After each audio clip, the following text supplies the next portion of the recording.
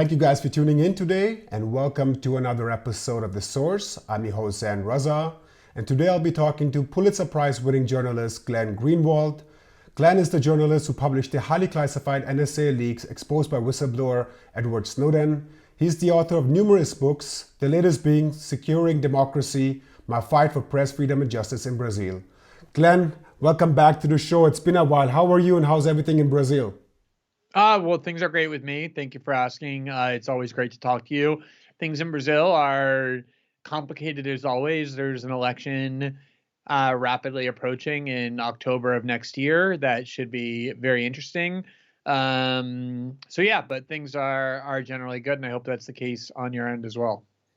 All good here in Germany, except we're heading to another lockdown, but that's exactly the issue that I wanted to talk to you, start off with. So last year when we talked in May 2020, the coronavirus was still fresh. It was hardly to accurately assess the situation. Back then, I specifically asked you about civil liberties, and you stated, and I'm paraphrasing here, that although the government can be justified in some of its measures to ensure the protection of health and safety for its citizens, it is vital for citizens to remain vigilant during these times as these laws could become permanent. By the way, just as a side note, the video that I'm referring to was immediately taken down by YouTube. Anyways, getting back to the issue, now almost 19 months later, we're seeing a completely different landscape. In many countries, digital vaccine IDs have been implemented that involve the corporate sector. We are seeing measures such as COVID passports and vaccine mandates being instituted. In Germany, for example, restrictions to many public jobs or services are being expanded to only vaccinated or those who have recovered from COVID-19. Chomsky even stated that unvaccinated people should voluntarily isolate themselves and food supplies is their own problem. In essence, for good or bad reason, we have a divided society. What is your assessment of the situation now? Is the government justified, or do you think it has gone too far? I think I would say that with any kind of questions involving a conflict between public safety on the one hand and civil liberties or government power on the other, a good framework to use is what happened after 9/11, in part because it was such a vivid example from which we've all learned so many lessons. Maybe it's also because it was the event that propelled me to leave the practice of law and start writing about politics. And so it's the starting point I use. But what happened there, I think, is very instructive, which is there really was an actual threat that was invoked to justify what was done after 9/11. The threat of terrorism was real. There were two passenger jets flown into two enormous office buildings in downtown Manhattan. It killed 3,000 people. Another was flown into the Pentagon. There was a fourth that was shot down. There have been terrorist attacks over the years that have involved mass casualties in the United States and outside. So it wasn't that the threat was fake. It wasn't that it was not something we should be concerned about. The question was, are we allowing the government to go too far in exaggerating the threat and claiming powers for too long a period of time that exceed the actual threat? And I think most of us concluded the answer was yes. And so many of the things that happened right after 9/11 that we were told were going to be temporary just until the crisis was controlled, things like the Patriot Act, but many other examples as well, are still with us 20 years later, even though there's basically no more Al-Qaeda, Osama bin Laden is dead, ISIS is defeated. So I think the lesson is that once you empower governments and states and officials and other power centers to obtain authorities in the name of fighting a particular threat or crisis, they don't go away. And here we are at the end of 2021 now. The interview we did was 18 months ago. And not only are all of those powers I was worried about back then still with us, we're talking about even greater powers still, more lockdowns, talking about people who refuse to comply with health protocols, being separated from society, denied jobs, and denied the right to travel. And what's amazing about that is when we did our interview and I was worried back in June or whatever it was of 2020, there was no vaccine. There were no treatments. We understood very little about the virus. Here we are 18 months later, where by far the most important thing that has changed is that there's a vaccine that's universally available that really does protect you against serious sickness and death in almost all cases. And yet there's almost like no recognition that that is a very significant change. And I think that shows you that a lot of times this inertia just continues on its own. As for the question of how we treat the unvaccinated and the Chomsky idea that they ought to be basically put in camps, that's more or less what he said. They ought to be isolated and shunned and just prevented from doing anything other than leaving this physical space. And then kind of at the end, he said, I guess we should bring them food the way we bring prisoners food. But other than that, they should be denied every right and every privilege. I think it makes no sense from any kind of perspective of morality or ethics or science for two reasons. One is that if you believe in the efficacy of the vaccines, as I do, I believe that my being vaccinated protects me from serious illness, let alone death. There's no reason why I should view the unvaccinated as a danger or as a threat. To whom are the unvaccinated a danger? If you believe in the vaccine, they're not a danger to vaccinated people. So why do you need to fire them and punish them and put them in camps? Secondly, if you're worried about people transmitting the virus to you, we know that people who are vaccinated often do contract COVID anyway and transmit COVID. There's more and more breakthrough cases. I think in several states in the United States, 25% of all COVID deaths are vaccinated people. It stands to reason that even a higher percentage of the cases are vaccinated people. So given that vaccinated people can get and transmit the virus to us along with the unvaccinated, what is the reason we ought to continue to look at the unvaccinated as these threats, as these people who need to be punished and deprived basic rights? I think it's really become this kind of like almost punitive approach, like this almost religious fervor that people who are vaccinated are clean and blessed and good, and the people who disobey and don't get the vaccine are sinful, are dirty, are disease carriers. Really dangerous kind of rhetoric. If we look at how that rhetoric has been used in history, and it's increasingly concerning me. Many progressive organizations in Germany's primary task is to weigh the pros and cons of government policies have voiced little to no concern when it comes to the cons. In other words, the negative effects on society due to the government lockdown or vaccine mandates. On your platform, you looked at the history of government public vaccine campaigns, voluntarily and forced mandates. What were you able to uncover? So I think that if you look, politicians who have been in favor of vaccine mandates and implement them in various cities bizarrely celebrate the success in the sense that if you tell people the only way they can keep their jobs in the middle of a pandemic is if they obey, there's going to be a large number of people who obey because they're afraid of losing their jobs and not being able to support their family. That makes sense. That kind of coercion might work in the sense that you get people to do what you want, but it's a very brute tool. It's a really coercive weapon to tell people that the only way they're allowed to have a job or travel or leave their homes is if they obey the health mandates of the state. So, you could round up every citizen if you want who's unvaccinated and forcibly vaccinate them. That would get the population to 100% vaccinated. But I don't hear many people favoring that because we realize that there has to be a balance between people's liberty and the public health. And as I said before, given that I don't see any reason any longer to view the unvaccinated as a danger in a post-vaccinated world, what is the rationale to force people to take a vaccine, whether it's physically using the police to inject their arms or against their will, or being almost as coercive by telling them that they can't work if they don't take the vaccine? It doesn't make a lot of sense to me. It might work, as I said, in the sense that you get people to comply, just like sending the police to their house would work. But I think it's a really grave infringement of people's liberty to force them to inject into their bodies a substance that they don't want. There may be times when it's justified if it's a highly contagious disease that cannot be transmitted by people who are vaccinated, but that's not the case here. Or if it's a disease for which there's no effective vaccine, you could force people to engage in public health measures to avoid contaminating other people. That's also not the case. So yeah, I'm becoming increasingly worried about this coercive mentality, which, as I said before, we're creating new bureaucracies. If you look at every university, every company, they now have 5 to 10 to 20 COVID officials, Office of COVID Management. Once you start creating bureaucracies like that, it never goes away. So even if tomorrow there was an actual cure for COVID, you could easily see these bureaucracies turning into, say, the Office of Infectious Diseases and continuing to assert the same powers in the name of public health generally, maybe the flu, maybe other coronaviruses.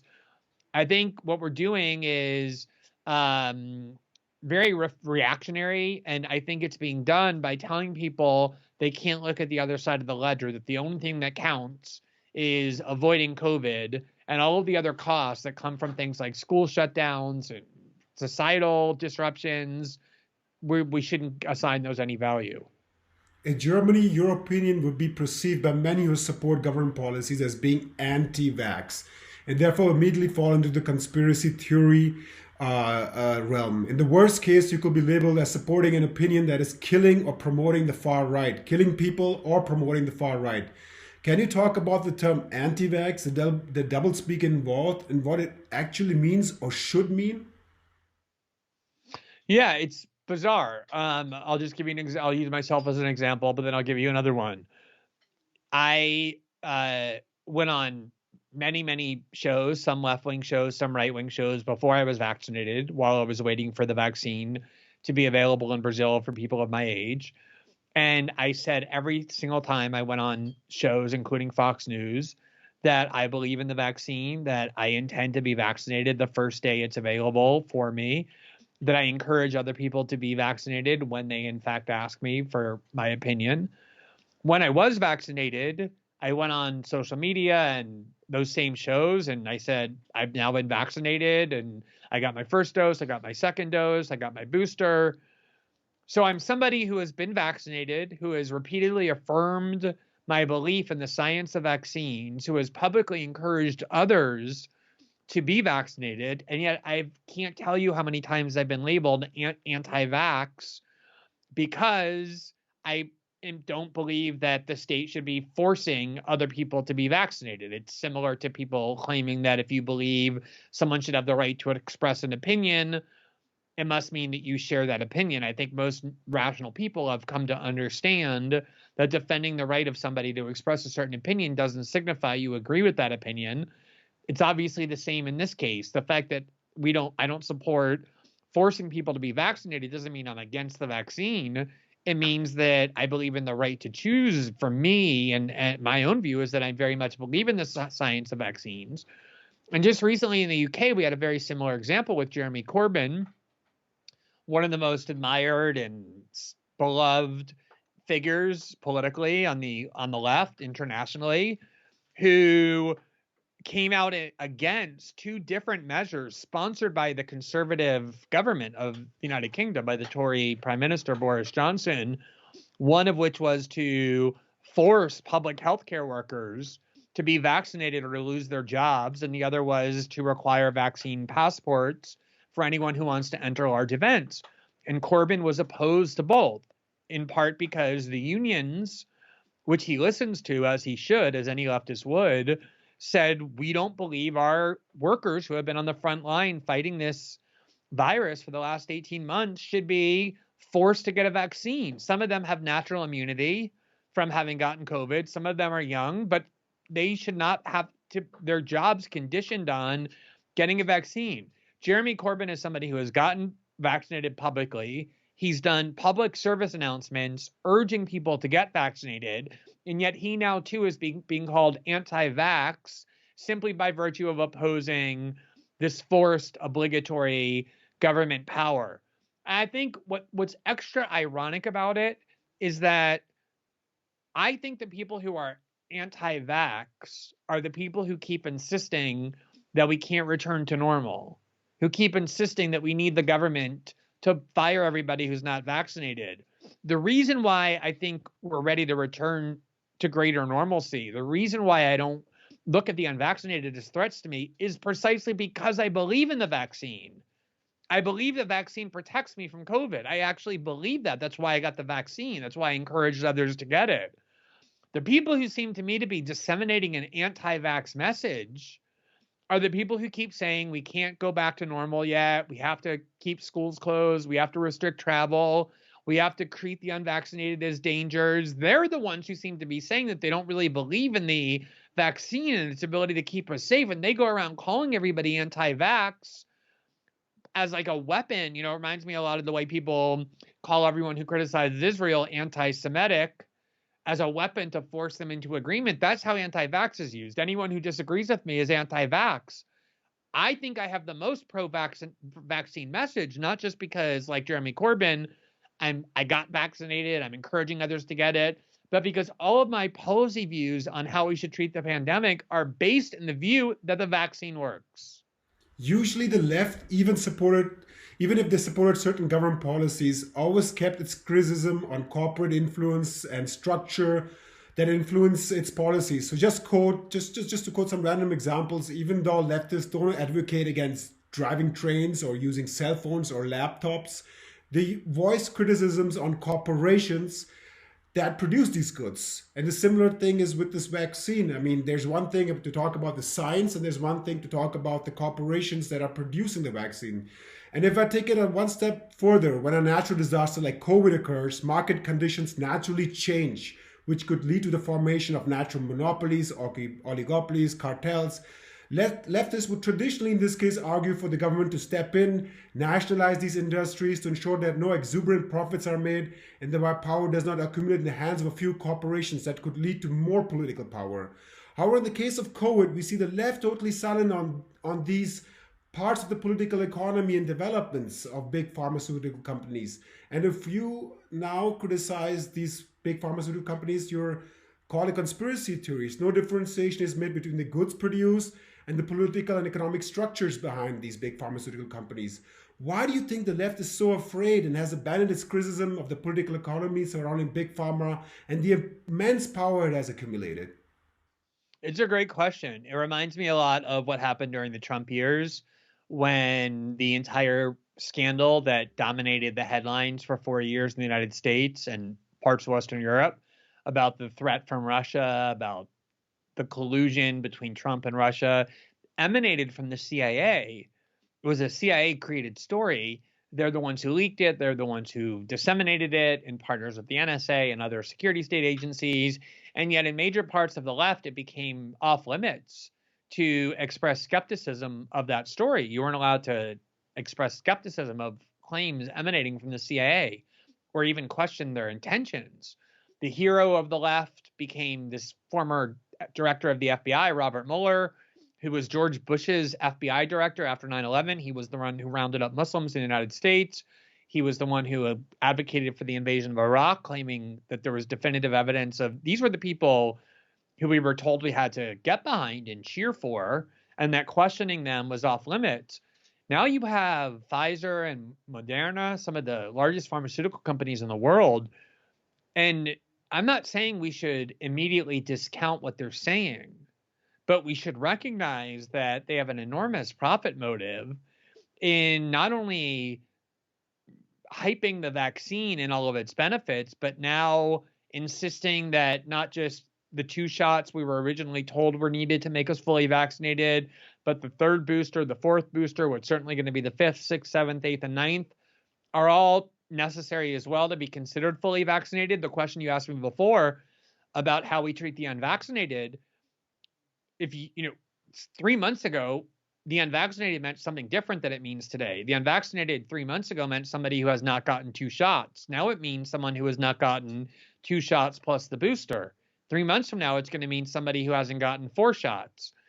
And there seems to be almost no space on the left to wonder whether or not claims that are emanating from big pharmaceutical companies and their allies in the public health and scientific industry are to be doubted or questioned. And also what you pointed out, that this during the pandemic, the story of the pandemic has been that the largest corporations have consolidated their wealth. You can use any metric. The top 200 billionaires in the world have had their wealth tripled or quadrupled because the largest corporations, which they founded and owned, like Amazon and Google and the rest, have all grown dramatically because of our reliance on them, while small businesses have increasingly disappeared as a result of lockdowns and quarantines and economic disruption. So the oligarchy that we already had prior to the pandemic is infinitely stronger than it was 2 years ago as a result of all these restrictions. We're becoming weaker and weaker in terms of our ability to challenge these corporate giants. And yet the ethos seems to be, don't question any of that. Our enemies are not big corporations, big pharma, big government, or the security services. Our enemies are, ordinary citizens who, for whatever reason, don't want to get the vaccine. Those are the people we're supposed to hate and focus on. And for everybody else, obedience, submission, and gratitude are what we owe. And it seems to be a very aggressive inversion of leftist values to me. I want to switch gears here and now focus on Julian Assange. Before I start digging deeper into the topic, I just want you to talk about how culpable is the media in today's the result that has come out that Julian Assange will be extradited to the United States. What role have they played so far? Well, so a lot of you probably know that during the Trump years, one of the main concerns the media expressed was whether press freedoms would be attacked by Donald Trump. The Washington Post, very early on in the Trump presidency, adopted a new motto, a corporate motto that appears at the top of the page that says democracy dies in darkness. There were a lot of claims that Trump was a grave threat to press freedoms because he would often be critical of the press. He would insult the media. He called the press the enemy of the people. The gravest threat to press freedom that happened during the Trump presidency, by far, not even close, was the indictment of Julian Assange, where they're trying to charge him with 18 felony counts under the Espionage Act, the same law they used against Edward Snowden, the same law they used against Daniel Ellsberg, the leaker of the Pentagon Papers in 1971, to say that he committed crimes in connection with the publication of those documents provided to him by Chelsea Manning in 2010. It doesn't have anything to do with the 2016 election or his role in that, at least formally. There's nothing in the indictment that has anything to do with that. But the argument is that by publishing those documents and working the way he did with Chelsea Manning, he became a criminal. So the theory used to criminalize him, if adopted, would essentially criminalize all investigative journalism, because everything he said to have done that makes him a criminal, namely helping Chelsea Manning try and evade detection, encouraging Chelsea Manning to provide more documents, soliciting materials from the public, and encouraging people to hand over classified information, are things investigative journalists, if they're good, do all of the time. I talked before about how the first article I ever wrote about the dangers of the Assange indictment was in May of 2019. In June of 2019, I, with my colleagues in Brazil, started a year-long investigative expose of showing the corruption on the part of high-level officials in the Bolsonaro government. And in January of 2020, I was criminally indicted by the Brazilian government using exactly the same theory the US government was using to, and is using, to prosecute Assange. The Supreme Court intervened in my case and essentially issued a ruling that said that would be a violation of my press freedom. That's the only reason I'm not arrested and in prison, is because of that ruling. But this theory is incredibly dangerous to anyone around the world who does journalism. And remember, one of the things that makes it extra dangerous is Julian Assange is not an American citizen. He's not on U.S. soil. The U.S. is reaching across the world to try and nab him and bring him back to the United States, a country to which he has no connection, which I presume means that if the New York Times publishes secret documents from Iran, as it's done, or Russia or China, any of those governments under this theory would have the right to extradite those reporters to their countries and charge them with harming national security or espionage. And yet you hear almost no complaints, no concerns, no warnings from the American media. They were hysterical every time Trump would tweet an insult about some TV personality, as though that was a grave attack on press freedom. Here you have an actual attack on press freedom. Some of them, when Trump did it, came out in defense of Assange. But now that it's the Biden administration that has picked up this case and is aggressively pursuing it and refuses to drop it, there's almost no coverage of the case at all, let alone denunciations about what the Biden administration is doing, because the American media hates Julian Assange so much. They hate him for personality reasons. They hate him because of jealousy that he's broken so many stories more than they ever have or will. They hate him because they perceive that he helped Trump in the 2016 election by reporting accurately on Hillary Clinton. So the hatred level for Julian Assange is so great that almost nobody in the American media is even covering the story, let alone objecting. And that, of course, is a major reason why the U.S. government is getting away with trying to drag him back to the United States and keep him in prison forever. So Julian Assange was spied upon while he was in the Ecuadorian embassy. In addition, there were plans discussed by the CIA and other government actors to assassinate him. Lastly, the star witness of the US, who has a documented history of several convictions for sexual abuse of minors and even for committing financial fraud, admitted to fabricating key accusations against Assange. These facts received little to no attention in the German media when the verdict came. It was just presented very objectively. So in your assessment, why do you think these facts were not given the weight that they deserved in the British court? So for example, if Navalny was tried in Russia and all of these things were done by the Russian government, we would have seen a big coverage and weightage put on these facts. Why do you think these developments were just simply thrown out by the British court? You know, it's amazing. I visited Julian Assange in, I believe it was 2018, in the Ecuadorian embassy in London. I visited him as a journalist.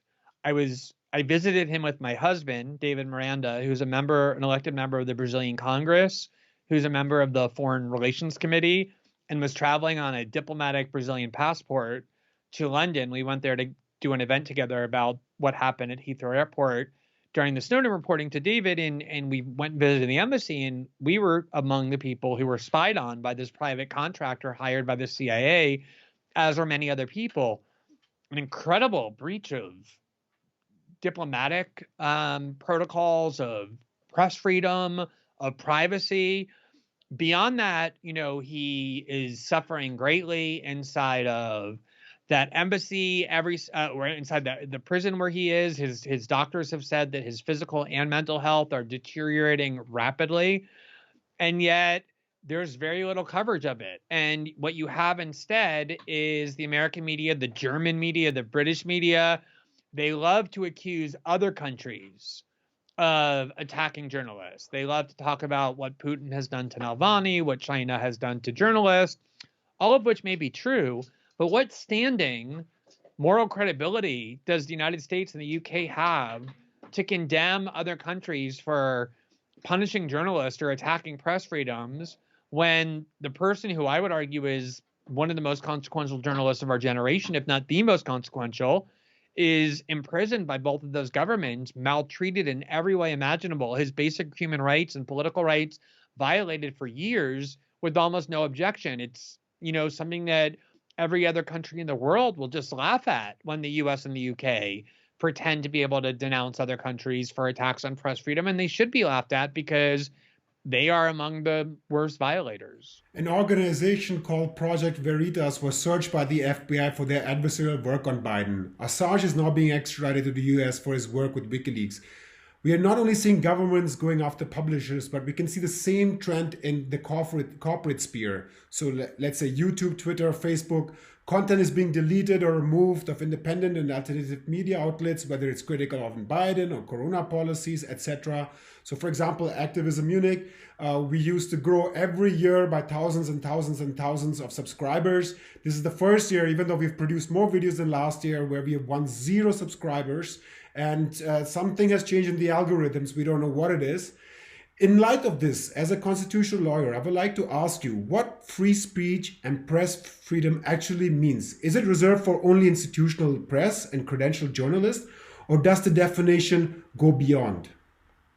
So obviously, American law is different than other countries' laws, but in the United States, where press freedom was first protected by a constitution, a lot of people mistakenly believe, or have been purposely misled to believe, that the right of press freedom is available only to this small, professionalized, privileged group of people called journalists. So oftentimes, if you say that the prosecution of Assange is an attack on press freedom, as I said earlier, you'll be met with the objection, well, Julian Assange isn't a journalist, and therefore it can't be a case of press freedoms being attacked.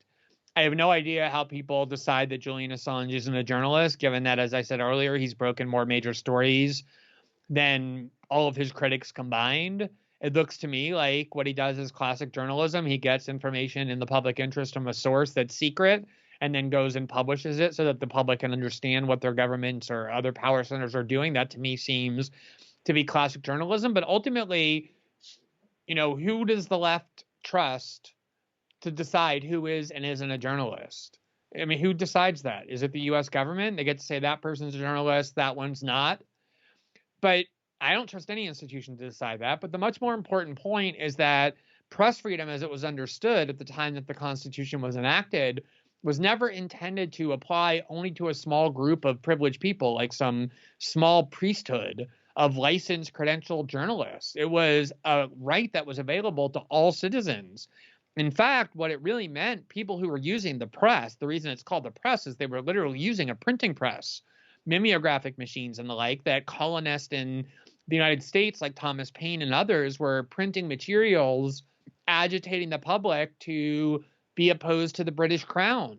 And most of them weren't professional journalists. Thomas Paine never worked in a newspaper. He never worked in any media outlet or anything like that. He was just a citizen who had other jobs, but he was using the press to express himself. And that's what freedom of the press means. It's not that there's a certain group of people who are licensed as journalists who get to do something that no one else gets to do. It's the opposite. It's that all citizens have the right to avail themselves of the right to be heard and to inform their fellow citizens using the press. It's something that's available to all citizens. So it doesn't matter whether someone is quote unquote a journalist.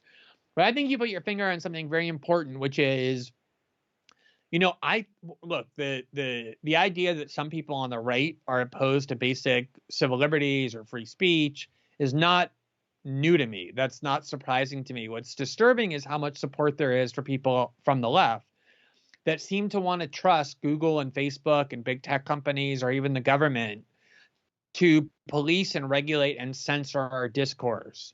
And one of the things I'm trying to do more than anything is to make people understand that the power of censorship or the power to punish journalists is not about left or right. It's about anyone who wants to challenge establishments of power or the narratives of orthodoxy and piety that the establishment disseminates, whether on the right or the left. So you mentioned earlier that videos of yours, even the one you did with me, had been taken down by YouTube.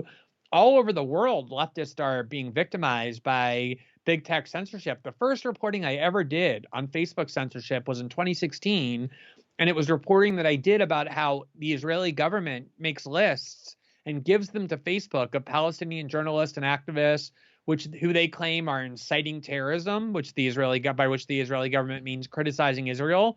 And in 98 or 99% of the cases, Facebook takes these lists and bans and removes the Facebook pages of those people in Palestine that the Israelis want silenced. That's how censorship works. It's a majoritarian tool that is always going to be used against the marginalized. Now, sometimes the marginalized are people who have views that you dislike, fringe right-wing voices. But if you applaud censorship because it's aimed at some right-wing voice that you dislike, the precedent that you're affirming, the system that you're upholding, is one that says that the government has the right to ensure that anyone on the fringes, anyone on the margins, won't be heard from and can be silenced. And the only voices that will be heard are these licensed, credentialed corporate media outlets that do nothing but disseminate and never question, challenge, or undermine establishment pieties. And that's the whole point of that system, which is why it's insanity for anyone who views themselves as being on the left to support it. Our viewership has a very strong interest in Edward Snowden. We interviewed him in 2017. Therefore, I want to ask you, how is he doing and what is his status in Russia? He's doing very well, given the fact that he is a person who is confined to a country that he didn't choose to live in for now 8 years and cannot leave that country without facing the immediate and certain threat of being arrested by the world's most powerful government and put in a cage for the rest of his life. So given that highly repressive restriction under which he's been living since 2013, he's doing well. He is married. He had a baby about a year ago with his longtime girlfriend, now wife.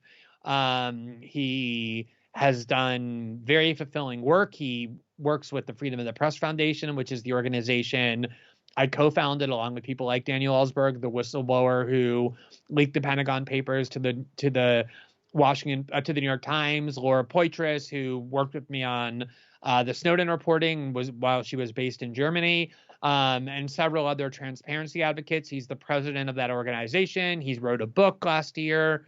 He does speeches. He participates. So he's doing very well from the perspective that he has his liberty in Russia, and he has his liberty to speak out, and he often does on privacy and surveillance. He criticizes the Russian government. He criticizes the United States government.